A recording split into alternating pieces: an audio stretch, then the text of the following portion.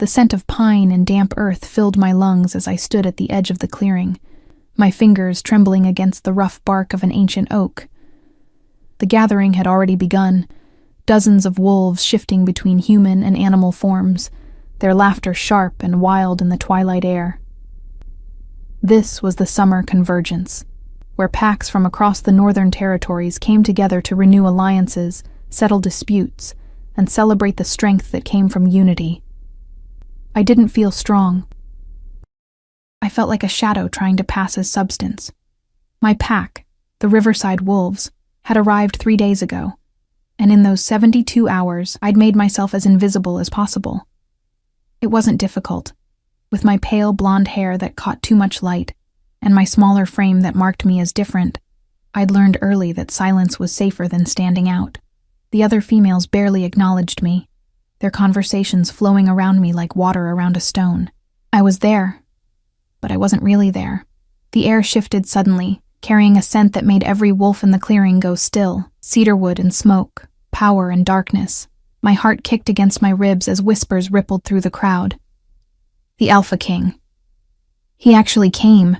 I heard he hasn't attended a convergence in 5 years. I'd heard the stories, of course. Everyone had. Dante Corvus, the Alpha King who'd unified the wolf territories through a combination of brutal efficiency and unwavering justice. They said he was carved from stone in winter. They said he'd lost his mate years ago and had never recovered. That the grief had turned him into something more weapon than man. I pressed myself deeper into the shadows, watching as the crowd parted. He moved through them like darkness given form, tall and broad-shouldered, his black hair slightly too long, his features sharp enough to cut, but it was his eyes that made my breath catch. Even from a distance, I could see they were the color of storm clouds, gray and turbulent and utterly void of warmth. Our pack's alpha, Gerald, stepped forward with his beta and his daughter, Simone. She was everything I wasn't: confident, beautiful, her dark hair gleaming like polished wood. Gerald had made it clear that an alliance with the Alpha King would elevate our entire pack, and Simone was his offering. I looked away, uncomfortable with the transaction happening before us all. Pathetic, isn't she? The voice came from behind me. Nora, one of Simone's inner circle. I didn't turn around. Standing there like a ghost, I don't know why Gerald even brings her to these things. Charity, another voice added with a laugh. Her parents died protecting the pack. What else can he do? The words were familiar enough that they barely stung anymore. My parents had died when I was 12, throwing themselves between our pack and a rogue attack. Their sacrifice had earned me a place in the Riverside pack, but it had never earned me belonging. I started to move away, to find somewhere quieter, when a commotion erupted near the center of the gathering. 2 wolves, one from a pack I didn't recognize, were circling each other, hackles raised. The challenge hung in the air like electricity before a storm. Voices rose, some encouraging, others trying to de-escalate. But in gatherings like this, with testosterone and territorial instincts running high, fights were inevitable. The first wolf lunged. I should have stayed back, should have let the dominants handle it as they always did. But something caught my eye, a small figure too close to the fighting. A child no more than 7 or 8, frozen in fear as the wolves crashed toward him. My body moved before my mind could catch up.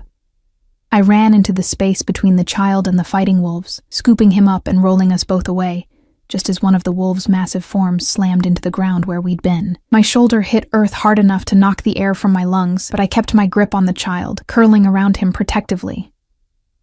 "Stay down," I whispered against his hair, my heart hammering. The fight ended as quickly as it had begun. Senior pack members pulling the wolves apart, voices raised in reprimand. The child's mother appeared, her face pale with terror and gratitude as she pulled him from my arms. "Thank you," she breathed. "Thank you, But she was already being ushered away, and I was left kneeling in the dirt, my shoulder throbbing, my breath still coming too fast. That's when I felt it. The weight of attention, heavy and absolute. I looked up slowly. The Alpha King was watching me, not Simone, not Gerald, not the wolves who'd been fighting. Me. His storm gray eyes were fixed on my face with an intensity that made my skin prickle with awareness and something dangerously close to fear. The clearing had gone quiet. I pushed myself to my feet, fighting the urge to brush the dirt from my clothes, to look anywhere but at him. But something, pride, maybe, or simple stubbornness, kept my chin up as his gaze traveled over me with the thoroughness of a predator assessing prey. "Name," he said. His voice was deep, rough, like gravel and silk woven together. "Isla," I managed, hating how small my voice sounded. "Isla," he repeated, and the way he said it, like he was tasting the shape of it, sent a shiver down my spine. "You move fast for someone so—" He didn't finish the sentence, but I could fill in the blanks. Small, weak, insignificant. "The child was in danger," I said quietly. Something flickered in his expression, too quick to read. Then Gerald was there, his smile too wide, too eager. "Your Majesty, please forgive the disruption. This is Isla, one of our pack's members. She's young, sometimes acts without thinking." The dismissal in his tone was clear. I was an embarrassment, a complication to be explained away. But Dante's eyes never left mine. She acted when others hesitated. There's no apology needed for that. The air between us felt charged, dangerous. I didn't understand what was happening, only that the Alpha King was still looking at me like I was a puzzle he was determined to solve, and every instinct I had was screaming at me to run. "Come," Gerald said to me, his voice tight with warning. "Let's not take up any more of His Majesty's time." I nodded, grateful for the escape, and turned to follow. "We're not finished," Dante said, and it wasn't a request. But Gerald was already guiding me away, his hand firm on my arm, and I was too shaken to protest. As we moved through the crowd, I could feel the Alpha King's gaze following me like a physical touch. That night, I couldn't sleep. The summer air was thick and restless, and every time I closed my eyes, I saw storm-gray irises studying me with an attention I'd never experienced before.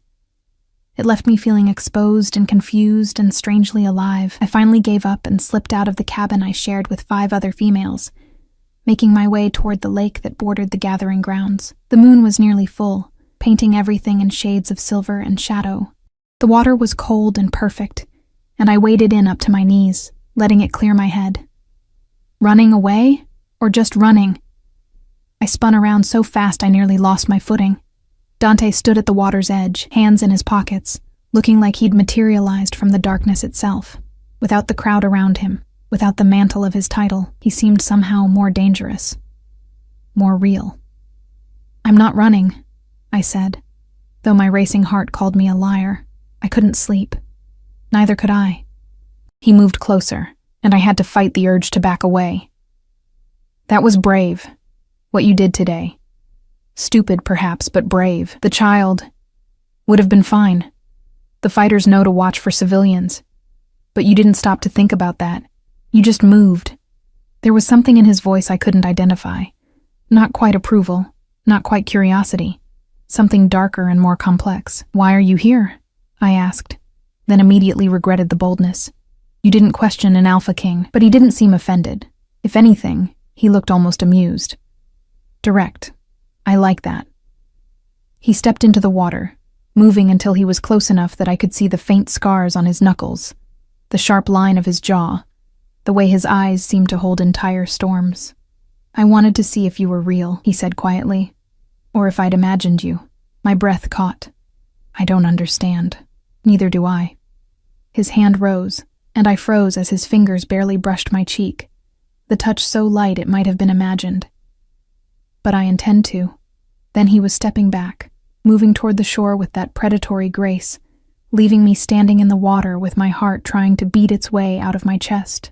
"Sleep well, Isla," he said, without turning around. As if that were even possible now. Morning came too quickly, and brought with it a tension that hung over the gathering grounds like fog. I'd finally fallen asleep near dawn, only to be woken by Nora shaking my shoulder with more force than necessary. "Get up. Gerald wants everyone presentable. The Alpha King requested a hunt today, and our pack needs to make a good impression." I sat up, my mind still replaying the impossible moment by the lake. Had it actually happened? Had Dante really touched my face with such unexpected gentleness? Spoken to me like I mattered? The doubt crept in as I dressed, pulling on worn hunting leathers that had belonged to my mother. Maybe I'd dreamed it. Maybe the exhaustion and stress had created something that never existed. But when I emerged from the cabin and made my way toward the gathering point, I felt his gaze immediately. He stood with a group of senior alphas, listening to something Gerald was saying, but his eyes tracked my movement across the clearing with the precision of a predator marking prey. My steps faltered. Not a dream, then.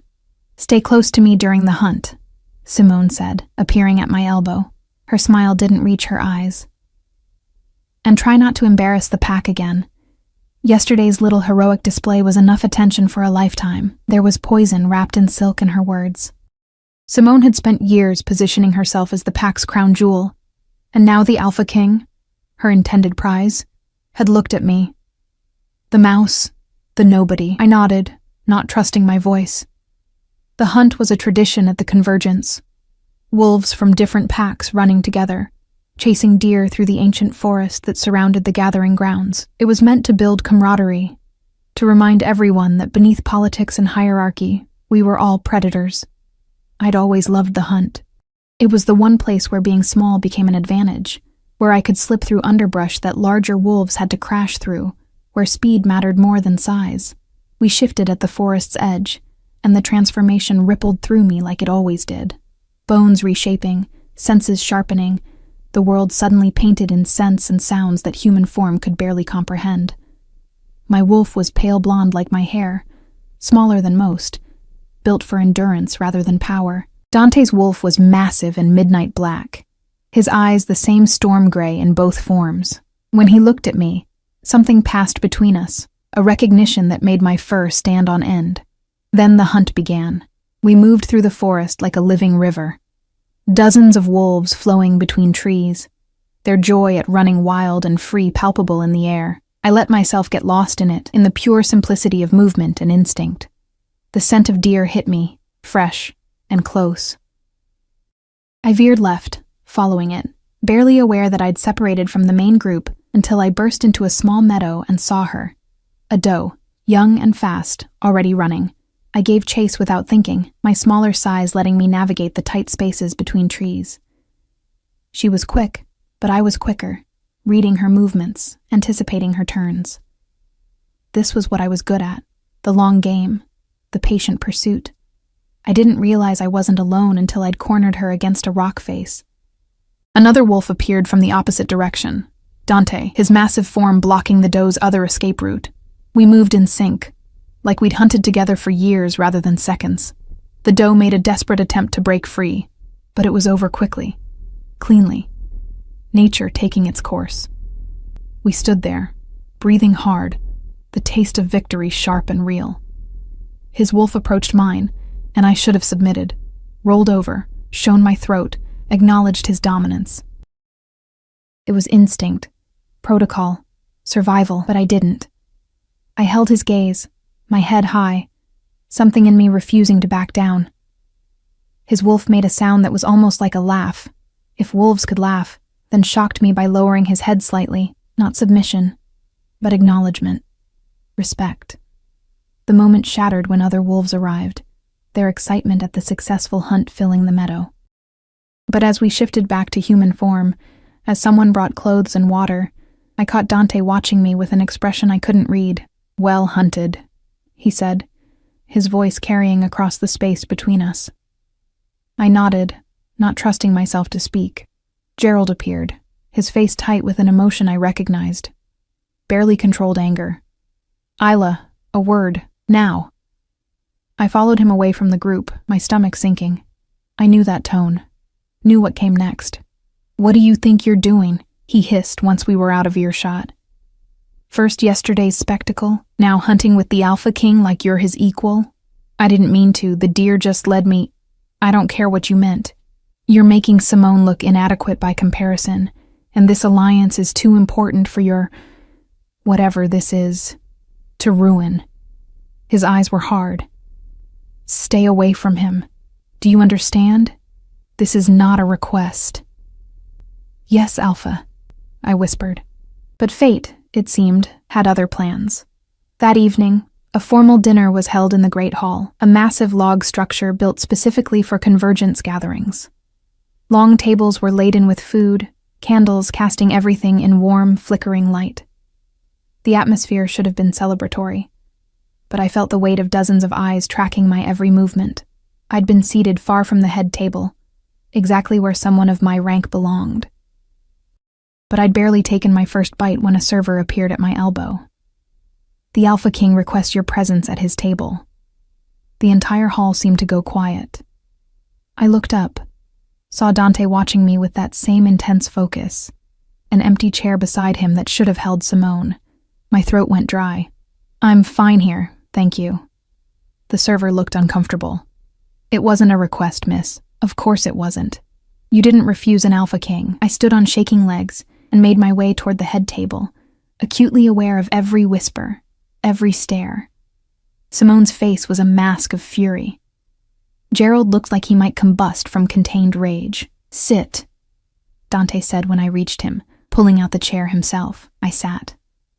"You're causing quite a stir," he observed, his voice low enough that only I could hear.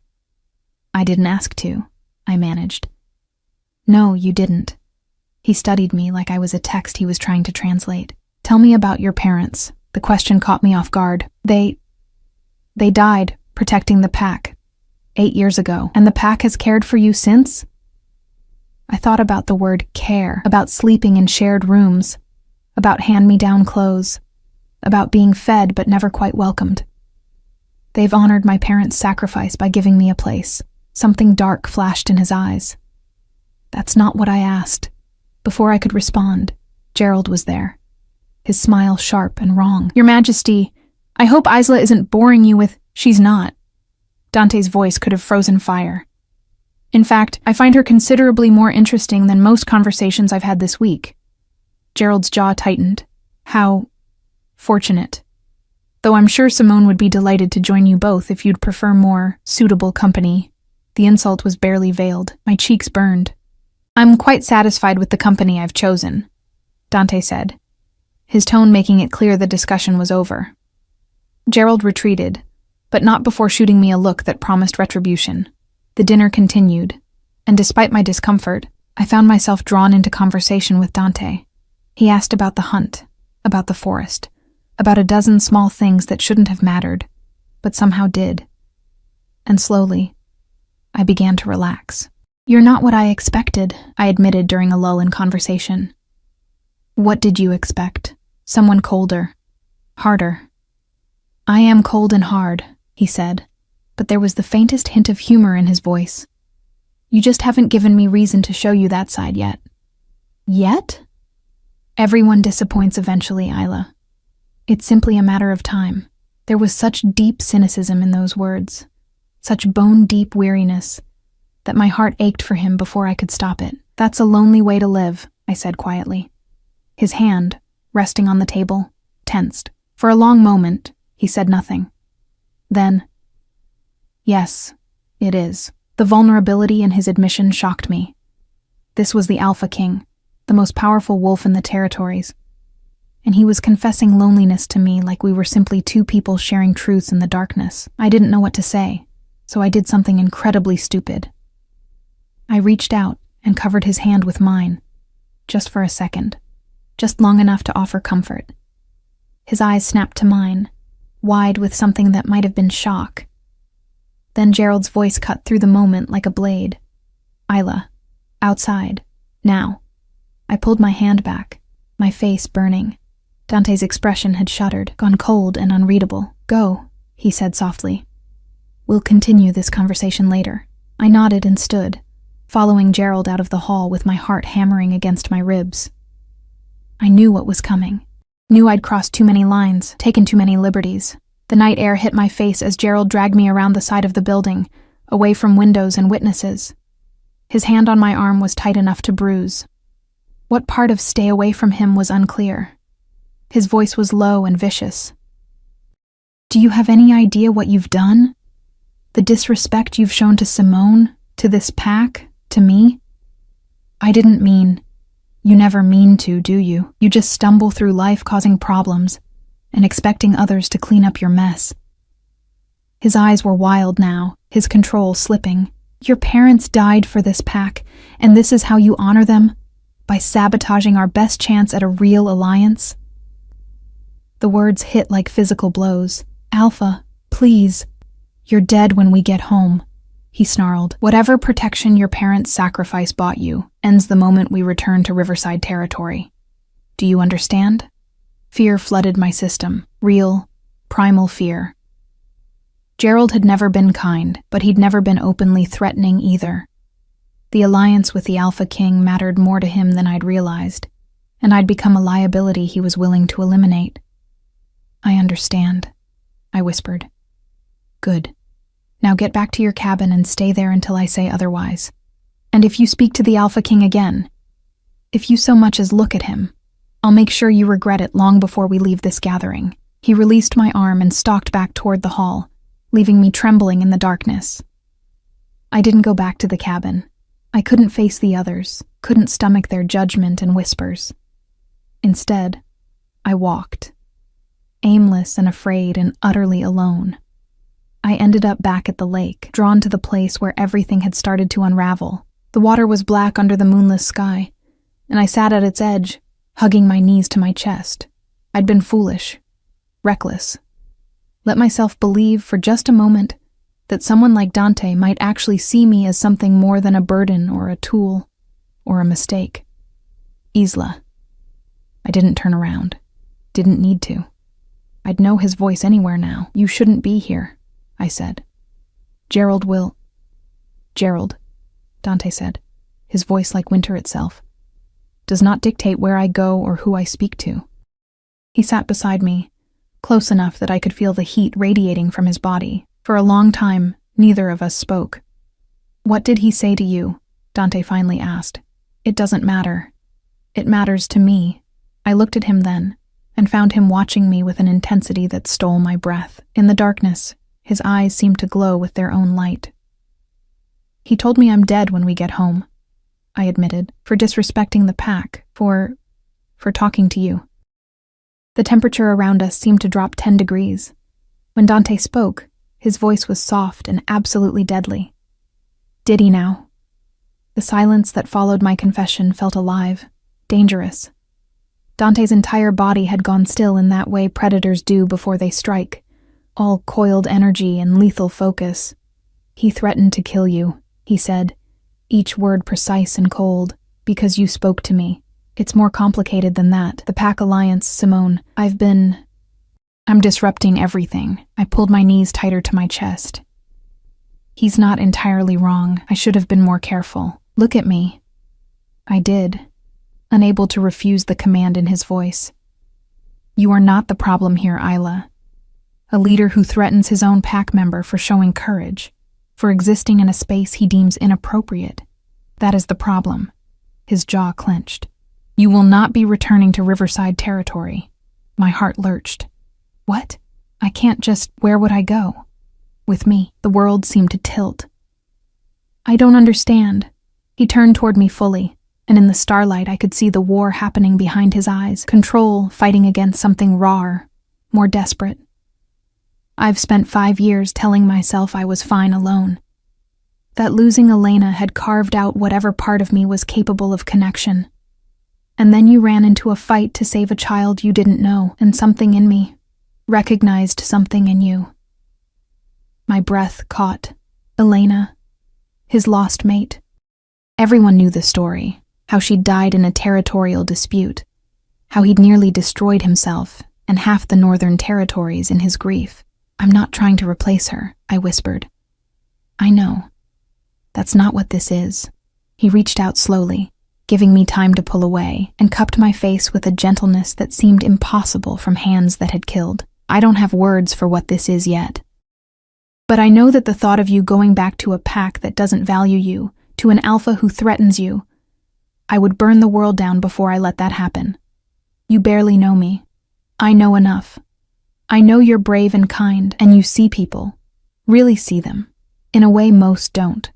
I know you touch me like I'm not a monster, and He stopped, something vulnerable crossing his face. I haven't felt human in a very long time, Isla.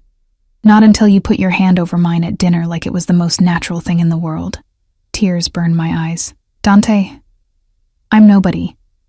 I have no rank, no power. No, you have yourself. That's more than enough. He leaned forward, his forehead resting against mine, and we stayed like that, breathing the same air, existing in the same impossible moment. Every logical part of my brain screamed that this was insane, too fast, too dangerous. But my heart, my traitorous heart, had already made its choice. Come with me tomorrow, he murmured. I'll handle Gerald. I'll handle everything. Just say yes. I should have asked questions, should have demanded explanations, guarantees, logic. Instead, I heard myself whisper, yes. His arms came around me then, pulling me against his chest, and I let myself sink into the embrace. He smelled like cedarwood and smoke and safety, and for the first time in 8 years, I felt like I might actually belong somewhere. We stayed there until the sky began to lighten, talking in quiet voices about everything and nothing. He told me about the weight of leadership, about the loneliness of making decisions that affected thousands. I told him about my parents, about the way my mother used to sing while she cooked, about the last thing my father had said to me. Be brave, little wolf. They'd be proud of you, Dante said when I finished. You think? I know. Courage isn't the absence of fear, Isla. It's moving forward despite it. You do that every day. As dawn broke properly, painting the sky in shades of rose and gold, Dante stood and offered me his hand. Ready to face the chaos? I took it, letting him pull me to my feet. Not even a little bit. He smiled. A real smile that transformed his entire face. Good. Honesty is refreshing. We walked back toward the gathering grounds together, and I tried not to think about what was coming. Tried not to imagine Gerald's rage, Simone's fury, the scandal that would ripple through every pack present, but we'd barely cleared the tree line when we saw them. Gerald, Simone, and half the Riverside pack, clearly waiting. Gerald's face was mottled with rage. There you are, he snarled, stalking toward us. I gave you an order to stay in your cabin. Or is disobedience your only talent? Dante stepped slightly in front of me, the movement subtle but unmistakable. She was with me. Yes, I can see that. Gerald's smile was ugly. Your Majesty, I apologize for this disruption. Isla has always been difficult. Her parents spoiled her terribly before their death, filled her head with ideas above her station. I'll remove her from your sight immediately. You'll do no such thing. The command in Dante's voice made several wolves take an involuntary step back. The Alpha King was gone. In his place stood something older, more primal. I'm sorry? Gerald's confusion was genuine. Isla will be leaving with me today. She is no longer your concern. The silence was absolute. I could feel the shock radiating from everyone present. Gerald recovered first, his expression shifting to something calculating. Your Majesty, while I'm honored by your interest in one of my pack members, surely there's been a misunderstanding. Isla is, as I mentioned, unrefined, unsuitable for what? Dante's voice could have cut glass. For being treated with basic dignity? For having her worth recognized? She's a burden, Simone spat, her careful composure finally cracking. A charity case we've housed out of obligation. You can't possibly want... I can, and I do. Dante's hand found mine, his fingers threading through mine with possessive certainty. And I suggest you choose your next words very carefully, because insulting what's mine is a quick way to make an enemy of me. What's mine? The word sent electricity down my spine. Gerald's face cycled through several emotions before landing on barely controlled fury. This is highly irregular. There are protocols, agreements that would need to be... I'm not asking permission. Dante's tone left no room for argument. Isla, go pack your things. Whatever you want to bring, you have 1 hour. I nodded mutely, still trying to process what was happening. This isn't over, Gerald said softly as I passed him. You think you've won something, but you're just a plaything. When he gets bored, where will you go then? The words were meant to wound, and they did. But Dante's hand tightened on mine. Touch her, threaten her, or speak to her again, and I'll consider it an act of war," Dante said pleasantly. "Are we clear, Alpha Gerald?" Gerald's submission was visible, his wolf recognizing the dominance it couldn't challenge. Crystal. The walk back to the cabin felt surreal. The other females were already awake, and their expressions when I entered ranged from shocked to gleeful at my apparent downfall. "Finally got yourself exiled?" Nora asked sweetly. Can't say I'm surprised. I ignored her, pulling out the worn pack that had been my mother's and filling it with the few things I owned. Clothes, mostly hand-me-downs, a photo of my parents, the leather-bound journal my mother had given me for my 13th birthday, never filled because I'd been too afraid to waste its pages on my unimportant thoughts. "He'll destroy you, you know," Simone said from the doorway. Her beautiful face was twisted with malice. "You're not strong enough for his world. The Alpha King doesn't need some weak little mouse playing at being important. He needs a queen." I turned to face her, and maybe it was Dante's faith in me, or maybe it was finally having nothing left to lose. But I met her gaze steadily. "Then it's fortunate he's choosing me, and not you." Her hand flew, the slap cracking across my cheek before I could dodge. Pain bloomed, sharp and hot. "You will regret this," she hissed. "When you're broken and discarded, don't come crawling back." I touched my stinging cheek, tasted blood where my teeth had cut the inside of my mouth, but I didn't drop my gaze. I'll take my chances. When I emerged from the cabin, pack slung over my shoulder and face already beginning to swell, Dante took one look at me and went utterly still. "Who?" It wasn't a question. It was a promise of violence. "It doesn't matter," I said quickly. "I'm fine." "Isla." He stepped close, his fingers gently tilting my chin so he could see the damage. The muscle in his jaw jumped. "Who hit you?" "Simone." "But He was moving before I could finish, stalking toward where Simone stood with her father. I hurried after him, my heart racing. "You struck her," Dante said, his voice soft and deadly. Simone had the sense to look nervous. "She insulted me, Your Majesty. I simply defended You assaulted someone under my protection. In my presence." Each word was carefully enunciated. "Gerald, control your daughter or I will." Gerald grabbed Simone's arm, his own face pale. "She apologizes, Your Majesty. It won't happen again." "No," Dante agreed, "it won't. Because if anyone, and I mean anyone, lays a hand on Isla again, I will take it as a personal attack, and I promise you, my response will be biblical." The threat hung in the air like smoke. Then Dante turned back to me, his expression softening impossibly as he took my pack. "Ready?" I nodded, not trusting my voice. His SUV was parked at the edge of the gathering grounds, black and sleek, and somehow menacing. He opened the passenger door for me, and I slid in, my entire body trembling with adrenaline and fear and something that might have been hope. As we pulled away, I watched the Riverside pack grow smaller in the side mirror. Gerald's face was a mask of fury. Simone looked like she was plotting murder, and the others, the ones who'd ignored me, dismissed me, made me feel invisible for 8 years, they were all staring with expressions I couldn't quite read. "Any regrets?" Dante asked quietly. I thought about my parents, about the life they'd sacrificed for a pack that had never truly valued me.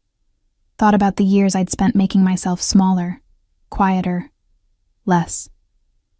"No," I said, surprised to find it was true. "No regrets." His hand found mine across the console, warm and solid and real. "Good," he said, "because what comes next is going to be complicated." I laughed, the sound slightly hysterical. "More complicated than this?" "Much more." But he was smiling, that rare, genuine smile that made him look younger. "My council is going to have opinions about me bringing home a wolf with no rank or title. There will be challenges, politics, people who think they know what's best for me. Should I be worried? Probably." He brought my hand to his lips, pressing a kiss to my knuckles that sent heat spiraling through me. "But I meant what I said, Isla. You're mine now, and I protect what's mine with everything I have." The possession in his words should have scared me. Instead, it made me feel safer than I had in years. We drove in comfortable silence for a while, the landscape changing from forest to rolling hills. I watched it all pass, trying to absorb that my entire life had just shifted on its axis. "Where are we going?" I finally asked. "Shadowmere, my territory's seat." He glanced at me. "It's not as warm as what you're used to. The winters are longer, the landscape harsher. But it's beautiful in its own way. Tell me about it." So he did. He talked about mountains that touched the sky, about forests so old they remembered when wolves ruled openly, about a castle built into the mountainside itself, stone and iron and ancient magic woven together. His voice changed when he spoke of it, filled with a love and pride that made my chest ache. "It sounds incredible," I said when he finished. "It's lonely," he admitted. "Has been for a long time, maybe." He trailed off, but I understood. Maybe it wouldn't be anymore. Shadowmere appeared through the mist like something from a dream or a nightmare, depending on perspective. The castle rose from the mountainside in layers of dark stone and iron, its towers piercing the low-hanging clouds. Everything about it spoke of age and power, of a strength that had weathered centuries and would weather centuries more. "It's magnificent," I breathed. Dante glanced at me, something pleased flickering in his expression. "Most people find it intimidating." "It is intimidating, but that doesn't make it less beautiful." We wound up a road carved into the mountain itself, passing through gates manned by guards who snapped to attention at the sight of Dante's vehicle. Their eyes widened when they saw me in the passenger seat, but they were too well trained to comment. The castle's interior was warmer than I'd expected.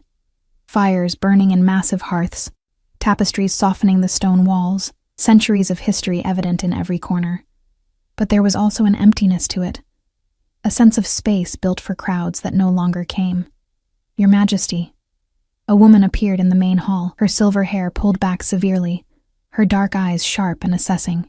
She looked to be in her 50s, dressed in practical clothes that spoke of authority. "We weren't expecting you back until tomorrow." "Plans changed, Catherine." Dante's hand settled on the small of my back, a possessive touch that didn't go unnoticed. "This is Isla. She'll be staying here. Please have the rose suite prepared for her." Catherine's gaze swept over me, and I watched her catalog every detail. My worn clothes, my still swollen cheek, my pale hair that needed washing. Her expression remained professionally neutral, but I could feel the judgment. "Of course, Your Majesty. Should I inform the council of her arrival?" "Tomorrow will be soon enough." Dante's tone made it clear the discussion was over. "Ela, Catherine manages the household. If you need anything, she'll help you." Catherine inclined her head slightly, to Dante, not to me. "I'll have refreshments sent to your study, Your Majesty. I assume you'll want to brief your guest on expectations." The subtle emphasis on guest wasn't lost on me. I was not family, not pack, not anything official, just a complication that had followed the Alpha King home. Once Catherine had swept away, Dante sighed. "Don't take it personally. She's protective. She thinks I'm taking advantage of you. She thinks everyone is taking advantage of me. It's why she's good at her job." He guided me through a maze of corridors to a study lined with books, a fire already crackling in the hearth. "Sit. We need to talk." The seriousness in his tone made my stomach knot. I settled into a leather chair that probably cost more than everything I'd ever owned combined. Dante poured 2 glasses of amber liquid and handed me one before taking the seat across from me. For a long moment, he just studied me, his expression unreadable. "I need you to understand what you've walked into," he finally said. "This isn't some romantic escape where we get to live happily ever after without complications. My council will resist you. Other packs will see you as a weakness to exploit. There will be wolves who challenge you, test you, try to break you just to prove you don't belong." "I know," I said quietly. "I'm not naive, Dante, aren't you?" But his tone was gentle. "You've lived in a pack that dismissed you. This will be worse. They won't ignore you, Isla. They'll actively work against you. Then why bring me here? Because the alternative was leaving you somewhere you weren't safe, and I..." He set down his glass, running a hand through his hair in a gesture of frustration. "I don't do this. I don't feel things. After Elena died, I locked every soft part of myself away because the pain was unbearable. For 5 years, I've been fine with that. And then you appeared, and suddenly I'm feeling everything again, and it's terrifying." My heart clenched. I'm sorry. Don't be.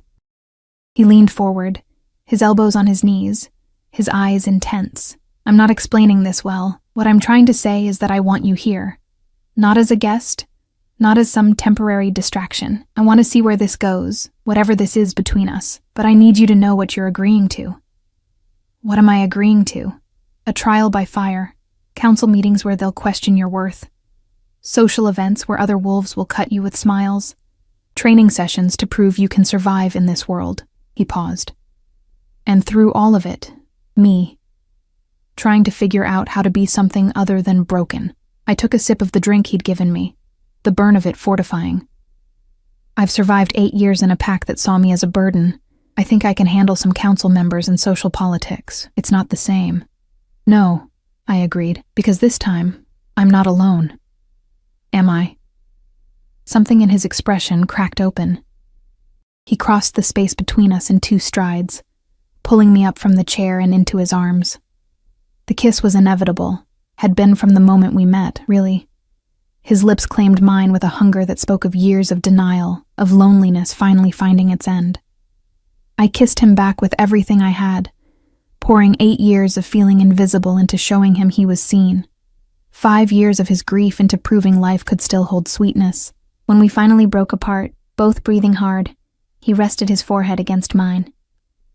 Stay, he whispered, not because I commanded it, or because you have nowhere else to go. Stay because you want to. I want to, I said, and meant it with every fiber of my being. The next morning, reality arrived in the form of a council summons.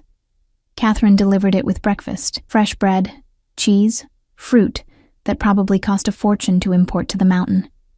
The council has requested an audience with His Majesty at 10, she said, her tone making it clear that requested was a polite fiction. They've heard rumors about a new arrival. I'll be there, Dante said calmly, not looking up from the reports he was reading. They specified that you come alone, Your Majesty. Now he did look up, his expression dangerous. Then they'll be disappointed. Catherine's lips thinned. It's highly irregular to bring an outsider to council meetings. Isla isn't an outsider. She's under my protection, which makes her very much an insider. His tone left no room for argument. Is there anything else? Catherine's gaze flicked to me, and I saw the calculation there. She was deciding whether I was worth fighting over, or just another in a long line of the Alpha King's whims that would fade with time. No, Your Majesty, she finally said, and left. I pushed food around my plate, my appetite gone. Maybe I should sit this one out. Give them time to adjust to the idea of me before— No. Dante set down his papers. That's what they want, for you to hide, to acknowledge that you don't belong. We're not playing that game. I don't want to make things harder for you. Isla. He waited until I met his eyes. You're not making things harder. You're making them real. For 5 years, I've ruled from behind walls of ice. My council has gotten comfortable with that version of me. Cold, distant, predictable. You shake that up, and they don't like it. But that's their problem, not yours.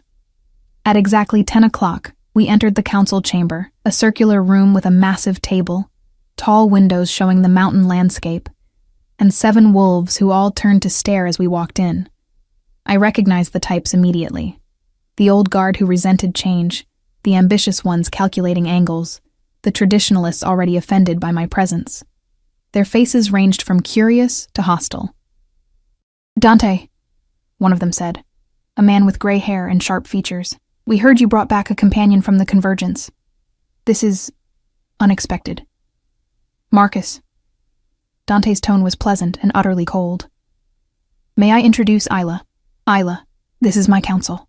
Marcus, Helena, James, Sarah, Robert, Diana, and Thomas. I inclined my head, trying to project confidence I didn't feel. A pleasure, Helena said, though her smile didn't reach her eyes. She was beautiful in a severe way. Her dark hair streaked with silver, though we're confused about why you're here, dear. Council meetings are for pack leadership, not guests. Isla is not a guest, Dante said, taking his seat at the head of the table and pulling out the chair beside him for me. She's here because I want her here. Are there any other questions? The silence was pointed. Then Sarah, a woman who looked to be in her 30s, leaned forward. With respect, Your Majesty, we know nothing about this girl. Her lineage, her training, her loyalties. Bringing her into sensitive discussions seems... She was part of the Riverside Pack, Dante interrupted. Her parents died defending their territory. She has no political alliances, no hidden agendas, unlike some. The implication hung in the air. I'd heard enough about Pack politics to know that council members always had agendas. The Riverside Pack, Marcus repeated slowly. Alpha Gerald's territory, the same Gerald who brought his daughter to the Convergence hoping to arrange an alliance with you. The same. And instead of the daughter, you brought back... He gestured at me vaguely. Forgive me, but this seems impulsive. Not like you at all. Dante's expression was carved from stone. My personal decisions are not subject to council approval. Of course not. Thomas interjected smoothly. He was younger than the others, handsome in a calculated way. But surely you understand our concern. The Alpha King taking in a wolf of no rank, no title, no particular skills that we're aware of. It invites speculation, questions about judgment. My judgment, Dante said softly, has kept this territory safe and prosperous for a decade. I suggest you trust it. We do trust it, Diana said. She was the youngest of the council, maybe late 20s, and her expression held more curiosity than hostility. But we also have to consider how this looks to other packs. If the Riverside Pack takes offense, let them. Dante's hand found mine under the table, his fingers threading through mine. I'm not in the business of making decisions based on Gerald's feelings. Robert, who'd been silent until now, cleared his throat. Your Majesty, we're not trying to control your personal life, but the kingdom has been without a queen for 5 years. If you're considering taking another mate... I haven't said anything about a mate, Dante cut in, and I tried not to let that sting. I said Isla is under my protection. That's all you need to know for now. The meeting continued, devolving into territorial reports and resource allocations, but I barely heard it. Dante's words echoed in my head. I haven't said anything about a mate. Of course he hadn't. We'd known each other for days. The bond between us was real but fragile, too new to have a name, but the council's doubt wormed its way under my skin. They were right to question. What did I bring to this? What value did I add to the Alpha King's life beyond being a complication? After the meeting ended and the council filed out, Diana approached me while Dante spoke with Marcus.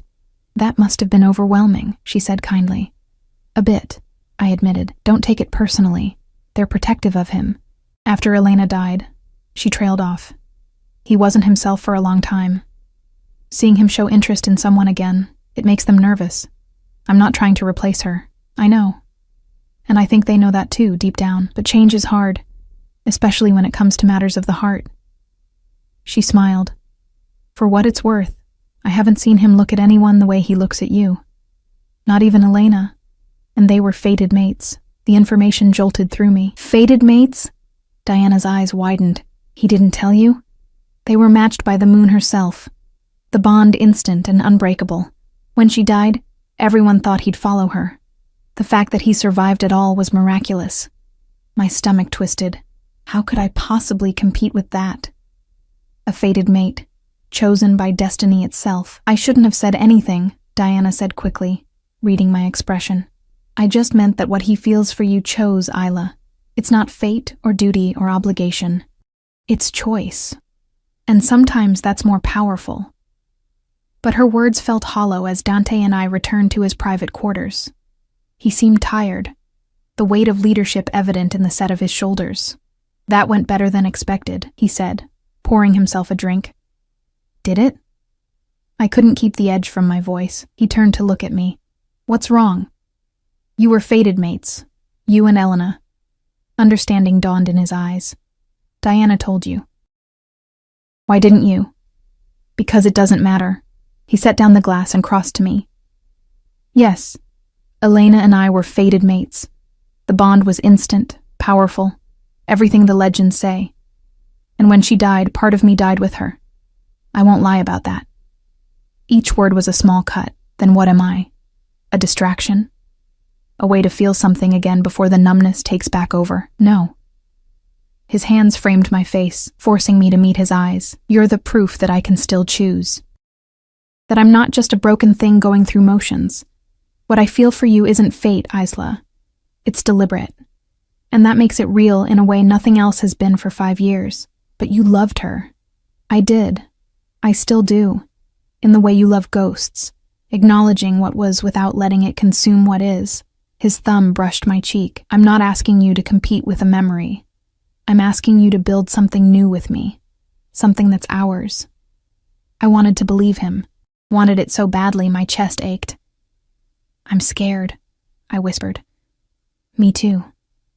He kissed my forehead gently, but we'll figure it out together. 3 weeks passed in a blur of adjustment and challenge. Dante had been right about the trial by fire. Every day brought new tests, new ways for the pack to measure and find me wanting. The training sessions were the worst. Catherine had insisted that if I was to remain at Shadowmere, I needed to prove I could defend myself, which meant early mornings in the practice yard, facing off against wolves twice my size who saw me as an intruder playing at being important.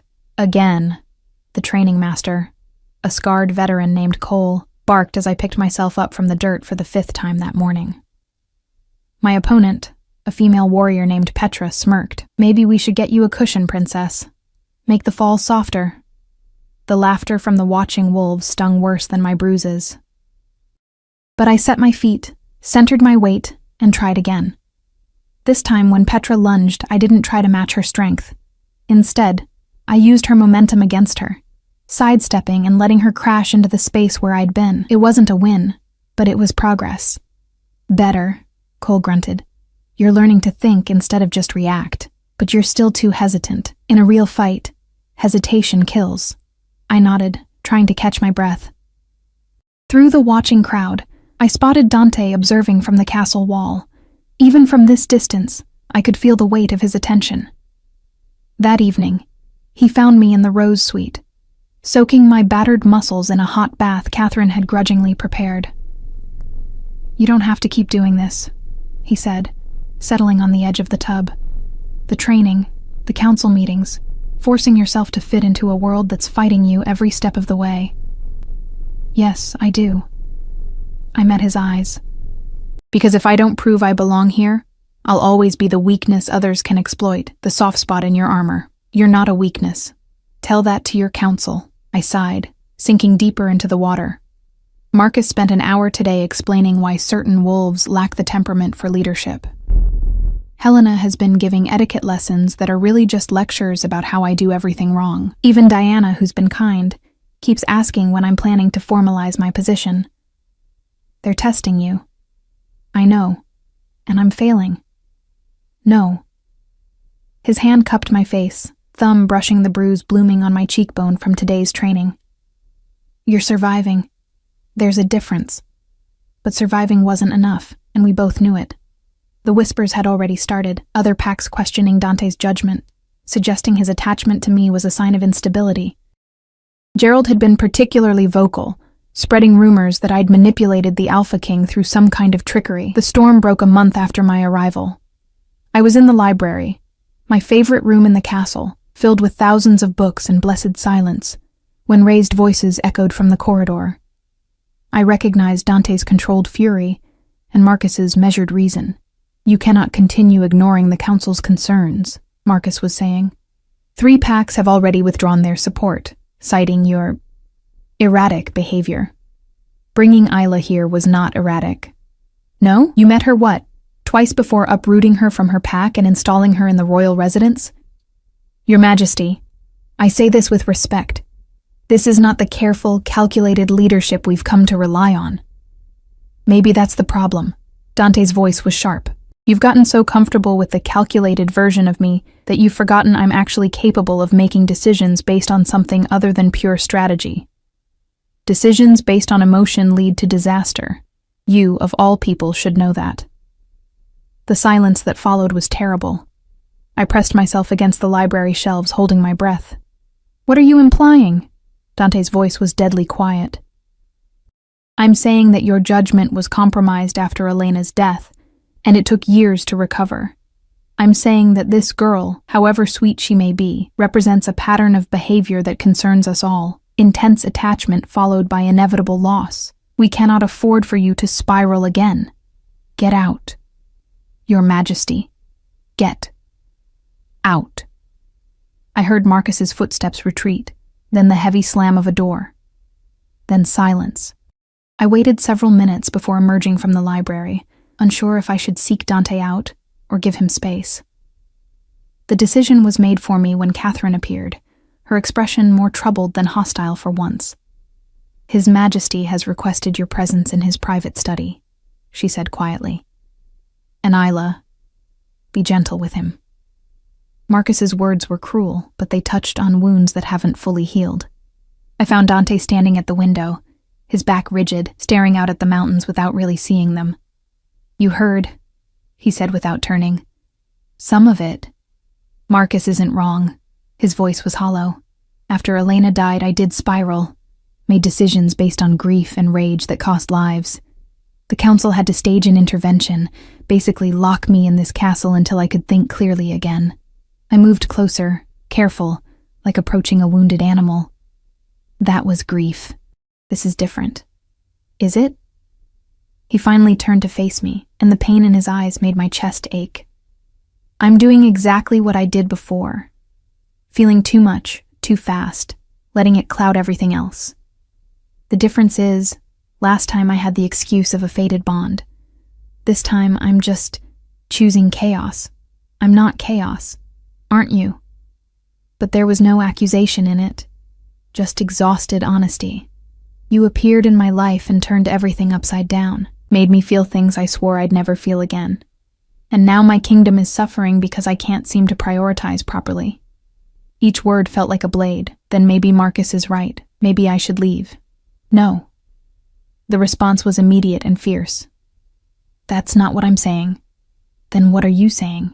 He crossed to me, his hands finding my shoulders. I'm saying I don't know how to do this. How to be a king, and also be human. How to make decisions that are good for thousands of wolves, while also fighting for what I want personally. How to prove to everyone, including you, that you're not a mistake without setting the entire kingdom on fire. Dante, let me finish. He took a shaky breath.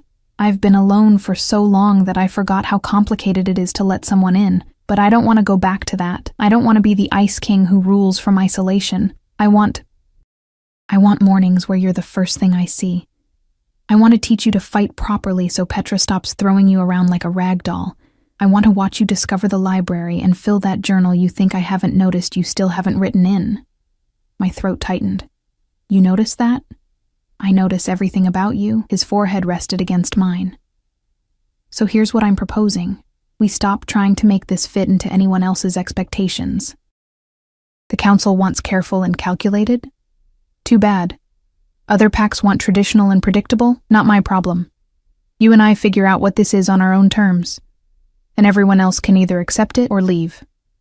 That's a very diplomatic approach, I said, managing a watery laugh. I'm the Alpha King. I don't have to be diplomatic. Your council might disagree. My council, he said firmly, works for me, not the other way around. And it's time I reminded them of that. The next day, Dante called an emergency council session. But this time, when we entered, his demeanor was different, no longer defensive or apologetic, but commanding in a way that made even Marcus sit up straighter. We need to address the elephant in the room, Dante began without preamble. My relationship with Isla has become a source of controversy, both within this council and among the packs. So let me be absolutely clear about a few things. He stood at the head of the table, every inch the Alpha King. I sat beside him, trying to project a confidence I didn't quite feel. First, Isla is not temporary. She's not a phase or a distraction. She's under my permanent protection, and that makes her untouchable. Anyone who challenges that challenges me directly. Marcus opened his mouth, but Dante continued. Second, I understand your concerns about my judgment. But let me remind you that my compromised decisions have resulted in 5 years of unprecedented peace and prosperity. The territories are more united now than they've been in generations. So perhaps trust that I know what I'm doing. Your Majesty, Helena interjected carefully. No one doubts your capabilities. We simply worry about the optics. The optics, Dante said flatly. are that I'm a king who's capable of both ruling effectively and having a personal life. If that's somehow revolutionary, then maybe we need to examine why we've normalized leaders being isolated and miserable. Diana smiled slightly, while Thomas shifted uncomfortably.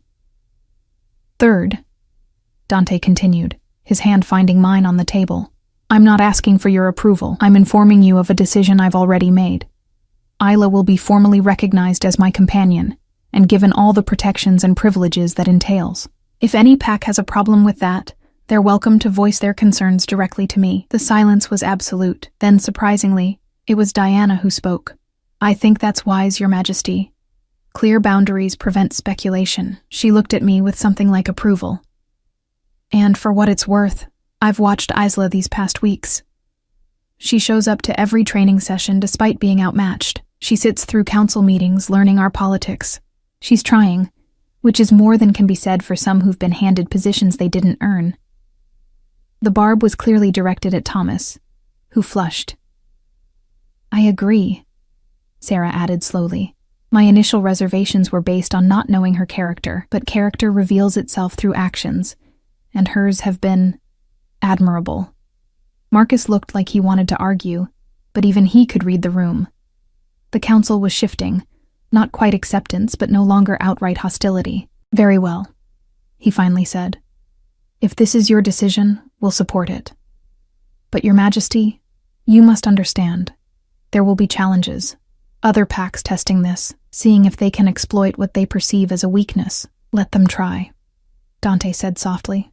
They'll learn quickly that Isla is anything but weak. After the meeting, as we walked through the castle corridors, I finally allowed myself to breathe. That was terrifying, I admitted. You hit it well. Dante's thumb traced circles on my palm. You're getting better at the political face. I had a good teacher. I paused, pulling him to a stop. Thank you. For standing up for me like that. For not backing down. I meant every word. He cupped my face, his eyes intense. You're not a burden or a complication, Isla. You're the best decision I've made in years, and I'll spend however long it takes proving that to everyone, including you. I kissed him then, pouring every ounce of gratitude and affection and hope into it. When we broke apart, both breathing hard, his smile was genuine. Come on, he said. There's something I want to show you. He led me through parts of the castle I hadn't explored yet, up winding stairs and through narrow passages, until we emerged onto a tower balcony. The view was breathtaking, mountains stretching to the horizon, the sky painted in shades of purple and gold as the sun set. This was Elena's favorite spot, Dante said quietly. She'd come up here when she needed to think, to breathe. My heart clenched.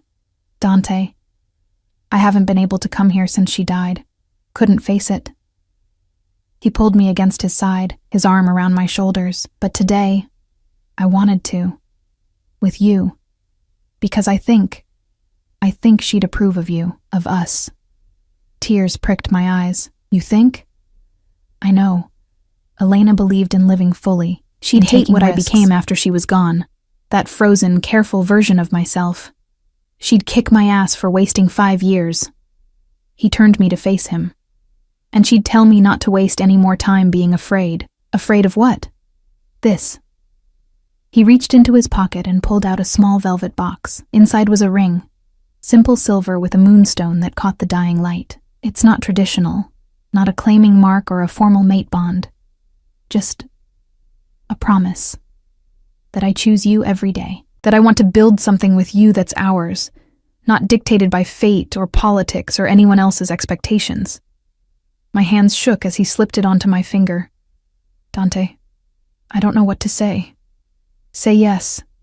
Say you'll stay and fight alongside me. Say you'll let me prove that you belong here as much as anyone. Yes, I whispered. To all of it. Yes. He kissed me as the sun disappeared behind the mountains, as the first stars began to emerge. And for the first time since arriving at Shadowmere, I felt like I was exactly where I was meant to be. The months that followed weren't easy.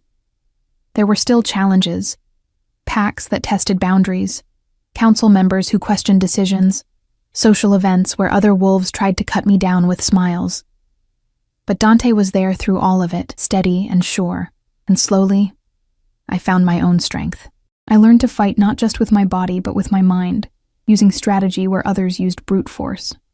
I discovered a talent for mediation, for seeing solutions that others missed, and I filled that leather journal with thoughts and observations and poetry about mountains and wolves and finding home in unexpected places. 6 months after that first council meeting, Diana pulled me aside after a particularly contentious session. "You've changed things here," she said. "Made Dante remember what it's like to be alive instead of just functional. Made the rest of us question why we accepted functional as good enough. I didn't do anything special. You did the most special thing of all. You saw him. Really saw him. Not just the title or the power or the legend. And in doing so, you reminded all of us to see each other that way too." That night, standing on the tower balcony with Dante's arms around me and the moonstone ring catching starlight, I thought about my parents, about the sacrifice they'd made, about my father's last words. "Be brave, little wolf." I had been brave. I'd survived rejection and found belonging.